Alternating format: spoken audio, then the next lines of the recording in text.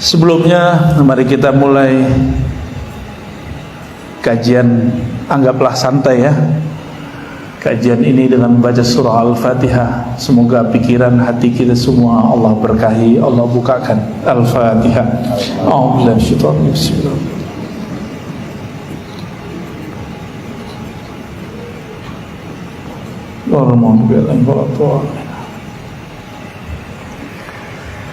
Bapak Ibu yang melakukan Allah, alim ulama, umara yang saya cintai, saya hargai. Kita sering membaca ayat ini, barangkali 17 rakaat setiap hari kita membaca ayat ini. Tapi sayang, ayat ini hanya dibaca tapi kurang diresapi. Kita sering membaca ihdinas siratal mustaqim siratal ladzina an'amta alaihim, ya. Tunjuki kami ya Allah jalan yang lurus, jalan yang benar, jalan yang Engkau beri nikmat. Tapi karena didikan dari kecil, barangkali kita sering mendengarkan bahwa kalau nikmat itu duit, nikmat itu jabatan, tunjangan, gaji, itu yang sering dianggap nikmat. Kita lupa kemudian ayat ini gak berbicara tentang nikmat itu. Ayat ini berbicara tentang nikmat yang lain. Ternyata nikmat itu ada dua jenis. Ada nikmat yang zahir, ada nikmat yang batin. Nikmat yang zahir itulah gaji, badan sehat, wajah rupawan, rupawati, pasangan yang baik, anak-anak yang soleh, soleha, tempat bekerja yang tidak jauh.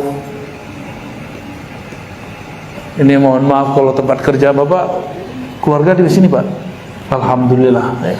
Kalau Bapak kerjanya jauh, Pak polisi juga sama, keluarganya di sini ya. Imam, ada seorang imam kita di Makkah punya kitab, ditulis di kitabnya, namanya Syekh Nawawi Al-Battani. Kata beliau, salah satu cara mendapatkan kebahagiaan, nikmat bahagia adalah ayyakuna amaluhu fi baladi. Kerjanya nggak jauh dari rumahnya, kerjanya dekat, jadi dia nggak berpisah dari keluarganya. Jadi kawan-kawan kita yang karena perintah negara harus berpisah, ini perjuangan kebahagiaannya agak tinggi ya. Maka beruntunglah yang masih serumah ya. Yang nggak serumah dirumahin lagi ya. Nah, nikmat-nikmat ini, nikmat jabatan, semuanya ini di dalam kitab Al-Hikam Ibnu Athaillah dikatakan Allah ingin menyapamu dengan nikmat pemberiannya. Seakan Allah mengatakan begini, wahai hambaku, berterima kasihlah, bersyukurlah, jangan suka mengeluh. Ini tabiat orang tidak bahagia, itu suka mengeluh. Suka mengeluh itu adalah satu penyakit di kolbu, di hati. Jika dibiarkan, dia akan tambah besar. Tambah jabatan, tambah gaji, keluhannya tambah ya. Di depan mungkin nunduk-nunduk, di belakang ngeluh. Nah, itu yang terjadi kebanyakan pada orang yang dapat nikmat zahir tapi tidak dapat nikmat yang batin. Jadi apa nikmat batin itu? Nikmat batin yang paling tinggi itu bernama keikhlasan, ketulusan, kesyukuran. Orang-orang yang bersyukur gak mesti kaya, dapat sedikit dia sudah berterima kasih, dia sudah bersyukur kepada Allah. Maka orang-orang begini, kalau nikmatnya nambah, syukurnya nambah. Bukan nikmatnya dulu yang bertambah baru syukurnya bertambah, tapi emang dia sudah punya karakter suka bersyukur. Ada kesalahan menerjemah para pengkhotbah di setiap Jumat. atau setiap ceramah kebanyakan ngomong gini, Bapak Ibu ingin tambah nikmat gitu, pasti semuanya bilang iya, benar nggak? Ibu-ibu pengen nambah nikmat nggak? Kalau bapak-bapak saya tanya semangat nih, bapak-bapak mau nambah nikmat nggak? Wah, bapak-bapak udah ngerti maksudnya. Kita nggak terusin deh. Kalau mau tambah nikmat, syukur, nanti Allah tambah. Ini yang begini, pengajaran begini itu nggak paham ayat. Maksudnya apa? Jadi ada dua karakter orang bersyukur. Syukur berterima kasih bahasa kitanya. Ada yang berterima kasih karena diberi, bertambah pemberian. Ada yang berterima kasih, bersyukur karena zat yang memberi, karena sosok yang memberi. Belum nyambung ya? Ya emang belum nyambung. Yang pertama,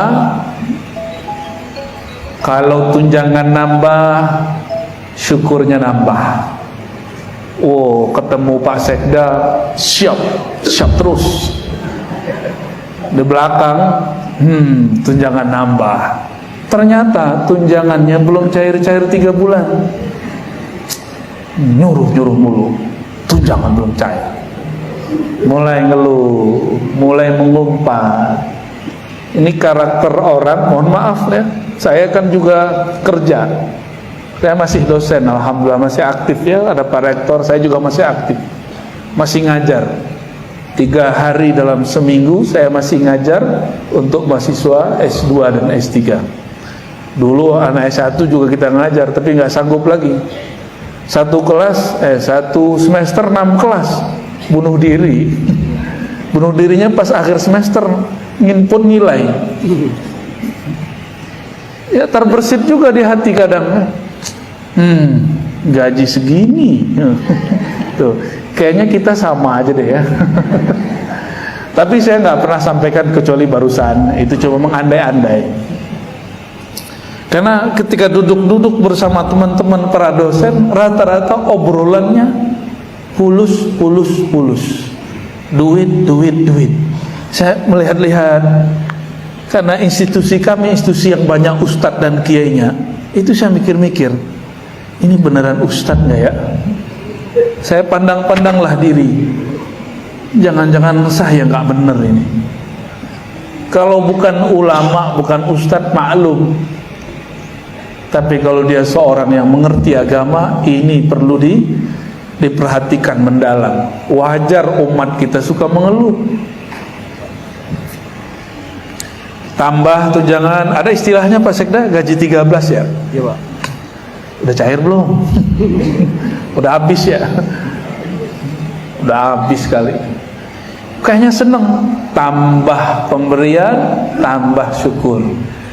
Kurang pemberian, telat pemberian, tidak bersyukur. Ya. Jika ini karakter kita, berarti kita bukan hamba Allah yang sempurna, yang total. Kita baru hamba pemberian, hamba duit. Apa kata Nabi? Sungguh lelah hamba harta. Dulu harta tertinggi disebut dinar dirham. Taiba abdud dinar, taiba abdud dirham. Sungguh lelah hamba rupiah, sungguh lelah hamba dinar dan dirham. Jadi kalau orang lelah, wajar nggak ngeluh? Nah ini tips bapak-bapak memimpin. Kalau ada orang ngeluh, bawahan kita ngeluh, mungkin dia kelelahan. Apalagi kami di Jakarta itu sering kena macet. Kalau udah macet, apa yang terjadi? Orang ngutuk ngumpat. Yang paling parah, ada motor ngumpat mobilnya baru. Ya, ini masa setahun lalu atau 2 tahun lalu, masa-masa pandemi, masa-masa panik itulah. Ada satu mobil lewat di seberang kita, dia mau ke kiri, mau mampir, mau berhenti sepertinya. Motor ternyata mau masuk. tidak dapat jalan, motornya turun, dia kemudian berteriak, dia pukul-pukul itu mobil, apa kata dia?